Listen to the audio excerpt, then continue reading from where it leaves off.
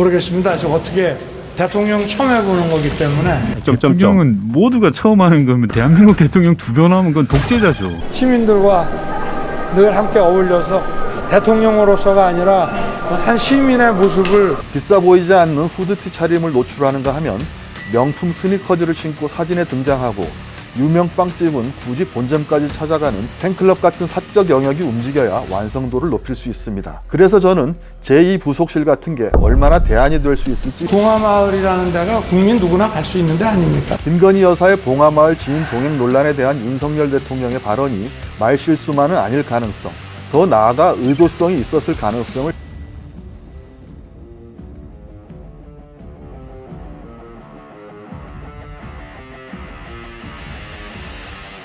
안녕하십니까. 한겨레 논설의 안영춘입니다. 수요일이었던 지난 15일 윤석열 대통령의 도어 스태핑을 보고 뒷목 잡으신 분 많았을 것 같습니다.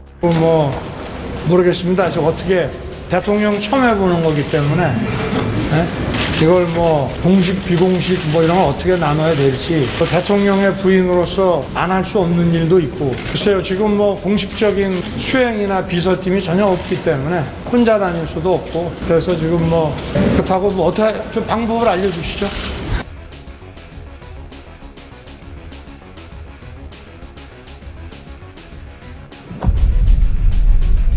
초보란 말은 좀 그렇습니다. 이거 경험 계속하면 독재가 되는 거거든요. 한 번만 할 수 있도록 우리 헌법은 그렇게 돼 있습니다. 1987년이고 기본인데. 대통령은 모두가 처음 하는 겁니다. 대한민국 대통령 두 번 하면 그건 독재자죠. 코바나 컨텐츠 주고는 저도 제 선거 때 도와줬던 사람들, 저하고 아는 사람들 지금 보좌진으로 여러 명이 들어와 있거든요. 문재인 대통령도 그렇게 했고. 아주 많은 뒷말이 쏟아져 나왔습니다. 축약하면 김건희 여사가 봉화마을 권양숙 여사를 방문하는데 코바나 컨텐츠 전무를 대동하고, 이 과정에서 경호처의 공식 경호까지 받은 것도 큰 문제지만 이 사안을 바라보는 윤 대통령의 시각과 인식이 더 큰 문제라는 건데요. 대통령 부부의 처신에 관한 이런 규범적인 문제는 여기서 논외로 할까 합니다. 김 여사와 관련해 시시콜콜한 것까지 미담으로 보도하던 매체들조차 일제히 비판하고 나섰기 때문에 제가 더 보탤 게 없을 것 같습니다. 제가 드리고 싶은 말씀은 윤 대통령 부부가 왜 저럴까 하는 것입니다. 15일 윤 대통령의 도어 스태핑은 상식적으로 도무지 납득이 되지 않습니다. 생각을 정리할 시간이 없어서 말 실수를 한 건지, 진솔하게 속내를 말하는 게 미덕이라고 여겨서 그런 건지, 세간의 비판 따위 아랑곳하지 않겠다는 뜻인지 하나 더 추론해 볼 수 있습니다. 나름 의도성이 있는 발언 아닐까 하는 것입니다. 너무 나간 추론일까요? 글쎄요. 오히려 난감한 사건에 대해서는 익숙한 프레임을 내려놔야 숨은 답을 찾을 가능성이 커질 수도 있습니다. 물론 의도한 발언이었다고 단정하는 것은 아닙니다. 다만 그 가능성을 열어두고 얘기를 풀어가 보겠습니다. 시민들과 늘 함께 어울려서 대통령으로서가 아니라 한 시민의 모습을 저도 좀 가져야 되지 않겠습니까?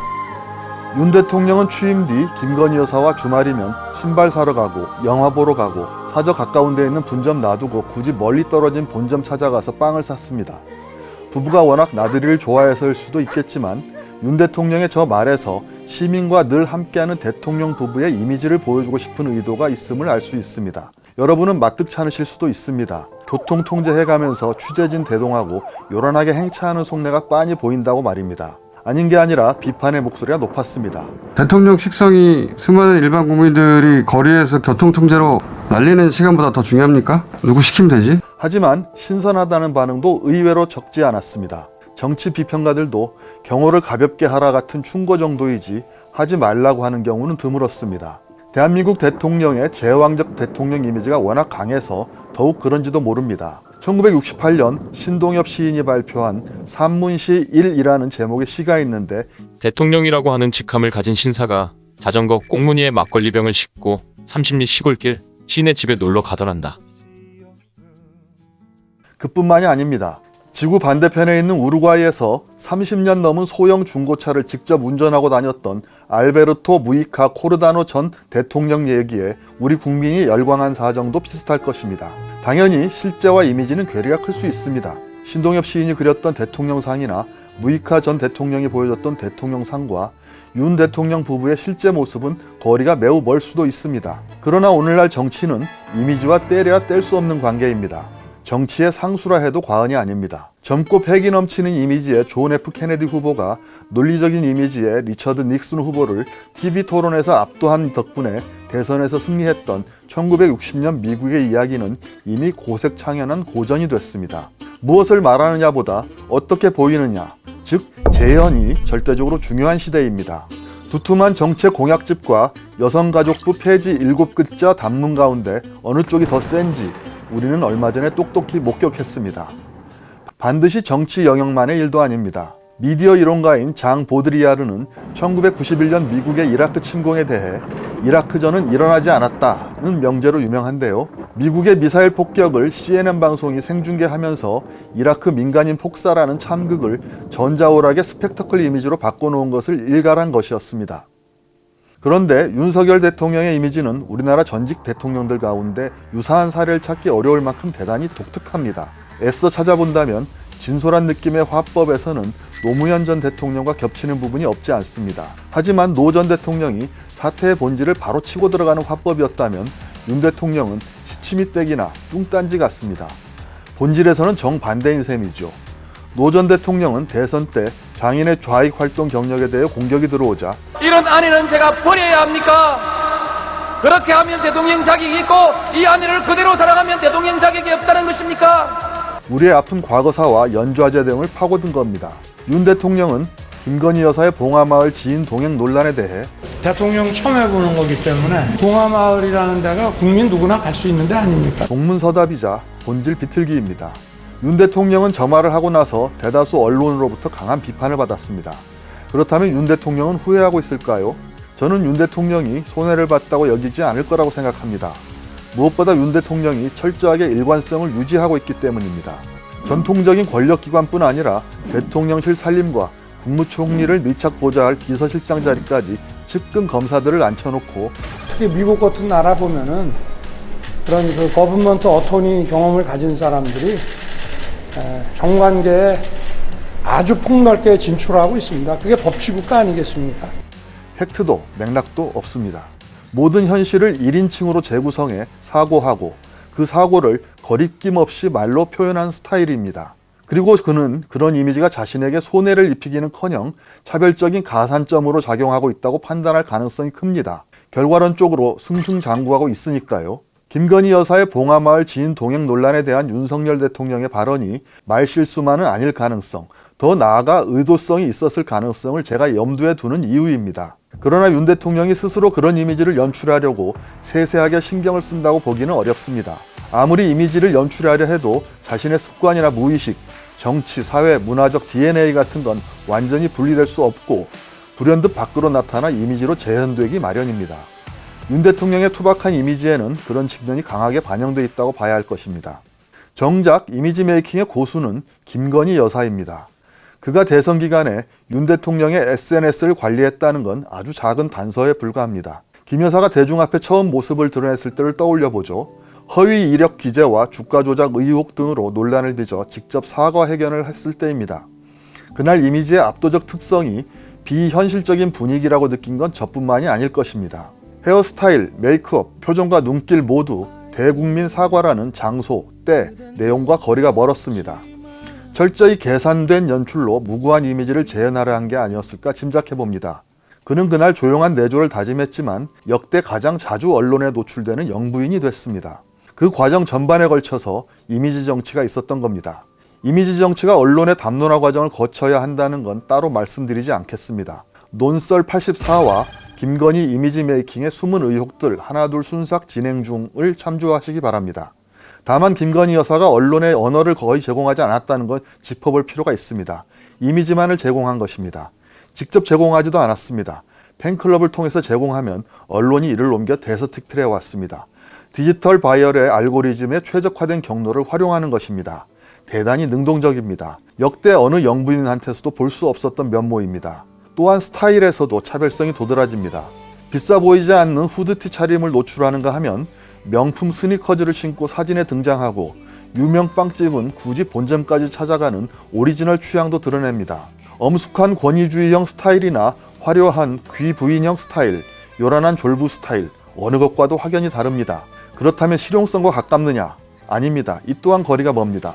청담동 필의 세련된 미니멀리즘 스타일을 추구하는 잉여로운 소비 주체 이미지입니다. 그런 이미지 연출의 결과가 뭡니까? 탈권위적이면서도 선망을 자아내는 대상이 되는 것입니다. 그것이 끝도 아니고 목적도 아닙니다. 논문 표절과 허위 이력과 주가 조작 의혹은 가뭇없이 사라지는 것입니다. 앞에서 말씀드린 장 보드리아르가 미사일 폭격이 전자오락이 됐다고 한 것과 흡사합니다. 원본보다 훨씬 더 원본 같은 짝퉁 복제품이 되는 것이죠. 보드리아르는 그걸 시뮬라크르라고 명명했습니다. 윤석열 대통령 부부의 또 다른 특성 가운데 하나는 공과 사의 경계가 불분명하다는 것입니다. 원래 두 사람이 공사 구분에 취약해서일까요? 그런 요인도 없다고 할 수는 없겠죠. 다양한 분야의 인재 대신 지인이나 데리고 일해본 검찰 출신들을 주요 포스트에 도배해 놓은 윤 대통령의 인사에서도 엿볼 수 있는 일입니다. 김 여사가 받고 있는 과거 이력 관련 의혹도 사익을 위해 공적 가치와 규범을 수시로 넘어선 것입니다. 하지만 좀 더 구조적인 면을 살펴볼 필요가 있습니다. 간단히 말해 자신들에 대한 이미지 연출과 공과 사의 모호한 경계는 깊은 상관성이 있습니다.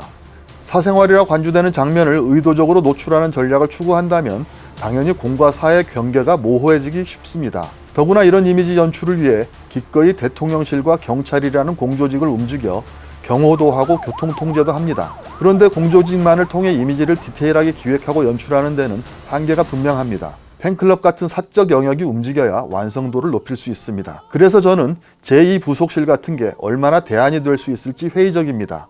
김건희 여사는 자신에 대한 이미지 연출을 넘어 배우자 윤석열 대통령의 이미지 연출자라고 볼 수 있습니다. 제2부속실의 범주를 크게 넘어서는 것이죠. 이런 연출을 포기하지 않는 한 이른바 배우자 리스크는 상수가 될 가능성이 커 보입니다. 물론 과거 정권에서도 최고 권력자가 공과 사를 엄격히 구분하기만 한 건 아닙니다. 전두환, 노태우가 거둬들인 천문학적인 비자금을 생각해 보십시오. 다만 그런 행위는 공적 권력을 이용해 사적 이익을 챙김으로써 공화주의를 음성적으로 유린했다면 이미지 정치 과정에서 벌어지는 이런저런 일들은 공화주의의 원리와 규범을 안에서부터 내파하는 거라고 할 수 있습니다.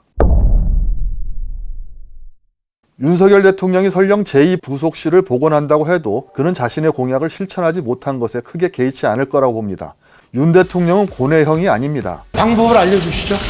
방법을 좀 알려주시죠 라는 말은 솔직함과 겸손함의 표현이 아니라 그 문제로 깊이 고민하지 않겠다는 표현입니다. 다만 필요하다고 여겨지면 좌고우면하지 않습니다. 누구 말을 들었든지 간에 어느 날 갑자기 SNS에 여성가족부 폐지라는 메시지를 올립니다. 노골적인 젠더 갈라치기를 해놓고는 국민 통합을 외칩니다. 대통령실을 광화문으로 옮기겠다고 했다가 벼랑간 용산으로 옮기겠다고 하고 관저 문제도 이렇게 말했다 저렇게 말을 바꾸는데도 아무 서슴거림이 없습니다. 김건희 여사는 어떻습니까? 자신을 둘러싼 의혹에 대해 언제 그런 일이 있었느냐는 듯이 행동합니다. 쭈뼛거림 같은 건 없습니다. 물 흐르듯이 자연스럽습니다. 적지 않은 이들에게는 뻔뻔함의 이미지가 느껴질 겁니다. 하지만 이조차 전략의 일부인지도 모릅니다. 내숭과 위선을 떨던 기성 엘리트 문법보다 욕망을 거리낌 없이 때로는 교묘하고 세련되게 드러내는 새로운 엘리트 문법에서 자신들을 대변한다는 느낌을 받는 이들이 적지 않을 것입니다. 사적 욕망에 노골적이었던 도널드 트럼프가 러스트벨트의 강력한 지지를 얻어 미국 대통령에 오르고 4년 동안의 처참한 실패에도 재선에서 초접전을 벌이고 대선 결과를 본 지지자들이 연방의회로 쳐들어가 점거하는 사태가 어떻게 일어날 수 있었겠습니까? 우리의 지난 대선 과정 그리고 그 이후 정치 지형과 닮아 보이지 않습니까? 윤석열 대통령의 0.73%포인트 우위로 끝난 대선 결과에는 이미지 정치가 반영돼 있습니다. 물론 그것 때문에 얻은 표도 있고 잃은 표도 있었을 테지요. 그 복잡한 수식은 확인할 길이 없지만 윤 대통령 부부의 이미지 정치는 계속되고 있습니다. 문제는 최고 권력자가 이미지 정치를 추구할수록 이성과 합리성의 입지는 축소된다는 점입니다. 이미지 정치의 실체를 심각하게 보고 대처하지 않으면 정치적 규범에 대해서만 계속 목소리를 높인다면 정치 지형은 갈수록 비이성적이고 비합리적인 쪽으로 기울 것입니다. 그만큼 정치의 공공성도 멀어지게 되는 거고 대한민국은 민주공화국이다라는 헌법 1조 1항도 공허해지게 될 것입니다. 한결의 논설이었습니다.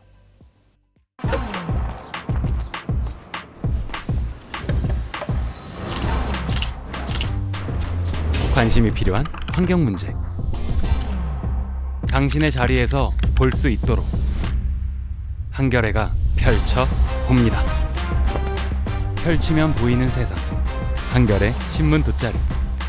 한겨레가 전해왔던 환경 기사들을 채워 신문 돗자리를 만들었어요. 버려진 페트병 40개를 재활용했죠. 우리는 쓰레기가 많이 발생하는 장소에서 신문 돗자리를 나눠주었어요.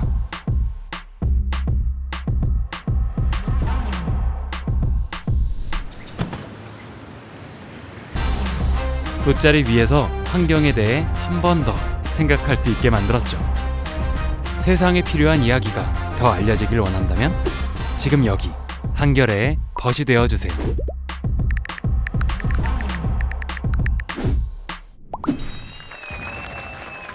불편해도 알아야 할 진실. 그것을 알리는 것이 언론의 역할이기에 한겨레는 계속해서 진실을 펼치겠습니다.